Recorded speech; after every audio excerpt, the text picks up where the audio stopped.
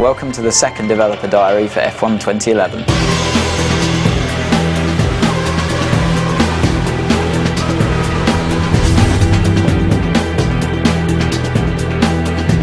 A lot of the feedback that we got on the 2010 title was that the handling is very good. For me, that's obviously the thing I want to try and correct as much as possible and improve. It's not a case of transferring what we'd learned from 10 and just putting it back into 11. The suspension has changed completely.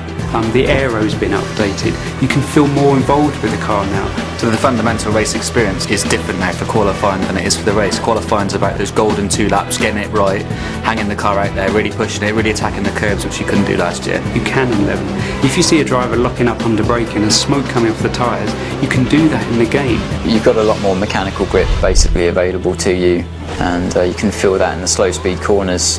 I think it's fair to say last year we were trying to balance handling and AI at the same time, whereas a year later we've already got that foundation there. The easiest way to look at the AI this time around is they're more dynamic in their decisions. In F1 2010 they would often make the right decision, but then that situation would change and they were committed to a course of action, whereas in F1 2011 they're aware of all the variables, all the surroundings, and they're able to adapt their responses on the fly if things change. It's about them being in sync with the player, following the rhythm of the race. You know, they'll go for an overtake, the bit of draft, and all of a sudden that side of the track's not the right one to be on. They're much more likely to pull back in rather than just try a crazy move around the outside. I mean, they can certainly make mistakes.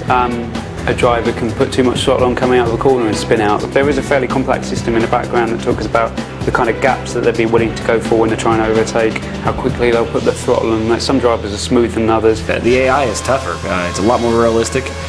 You're fighting with them a lot more. They're faster. It's a lot of fun. The handling's much better than last year. There's a lot more control than there used to be with the oversteer and the understeer. You can really feel the car and also save it if you get a bit of a moment. So now you can race nose to tail at such extreme speeds. It really brings the race alive. As each incarnation of the game comes along, you see big steps, and we've definitely seen a big step in this one.